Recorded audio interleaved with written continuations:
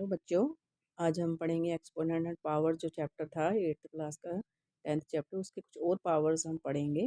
देखो, सबसे पहले है a की पावर m मल्टीप्लाई a की पावर n। अब ये याद रखना कि जिसके बेस सेम हो, जैसे इसका बेस a है, इसका बेस a है, लेकिन पावर m है और n है, उसका क्या होगा, m प्लस n हो जाएगा, वो प्लस हो जाएंगे, उसके एक्सपोनेंट्स जो हैं वो प्लस हो जाएंगे। ये याद रखना है, हमेशा बेस सेम होना चाहिए, तभी उसके एक्सपोनेंट जो हैं प्लस होंगे। अब दूसरा है, देखो ये है a के एक्सपोनेंट्स m और a का n। ये डिवाइड फॉर्म में है, ये अपॉन में है और ये डिवाइड में है। अगर डिवाइड फॉर्म में है तो क्या होगा, a माइनस n हो जाएगा, उसके एक्सपोनेंट्स क्या हो जाएंगे, माइनस हो जाएंगे।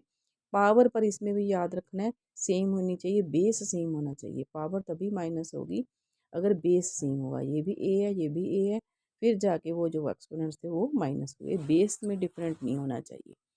थर्ड है a बेस है, m उसकी पावर है, ठीक है, एक्सपोनेंट्स है, और ब्रैकेट के बाहर भी क्या है, वो भी n है। तो एक तो ये हो गया, एक जी इसके एक्सपोनेंट्स हो गए, एक जी हो गया। तो अब हमने इन दोनों को ही आपस में क्या करना है, मल्टीप्लाई करना है, दोनों की ही हमने आपस में इकट्ठा लिख देना है, a m n इकट्ठे ही लिख देना है। एग्जाम्पल पे तौर पे मैंने बनाया, जैसे 6 के 2 है और इस ब्रैकेट के बाहर 3 है, तो हमने आपस में पहले 3 2 को मल्टीप्लाई किया, 3 और 2 को मल्टीप्लाई करके 6 की पावर हो गया, एक्सपोनेंट्स हो गया, इसका 6 की पावर क्या हो गई, 6 हो गई। अब आगे है डिवाइड में। अब यहाँ क्या फ़र्क पड़ा, यहाँ बेस उसका डिफरेंट हो गया, ये a हो गया, ये b हो गया, लेकिन पावर उनकी सेम है, मीन्स उनके एक्सपोनेंट्स क्या हैं, सेम है। तो बेस चेंज हो गए, लेकिन तब हम क्या करेंगे, अगर बेस सेम है तो दोनों ही बेस को इकट्ठा लिख के उसकी एक ही उनका एक्सपोनेंट मान लेंगे, m को ही एक को मानेंगे, दोनों को नहीं मानेंगे, एक को मान लेंगे। तो ये हो गया। दूसरा है हमारे पास डिवाइड में, जैसे ये देखो यहाँ भी बेस डिफरेंस हो गया, a है ऊपर, एक ही एक्सपोनेंट m है और b का एक्सपोनेंट m है।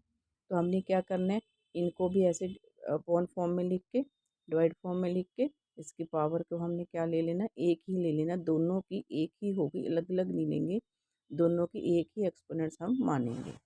अगर a की वैल्यू 0 है, अगर किसी भी बेस की वैल्यू 0 है तो वो 1 मानी जाती है, ये याद रखना आपने। किसी भी बेस की अगर वैल्यू 0 है तो वो क्या मानी जाएगी, 1 मानी जाएगी। उम्मीद है आपको समझ में आ गए होंगे, आप इसको राइट डाउन कर लें अच्छे से, फिर याद करें, फिर आप इसकी एक्सरसाइज को आसानी से कर सकेंगे। थैंक यू, धन्यवाद।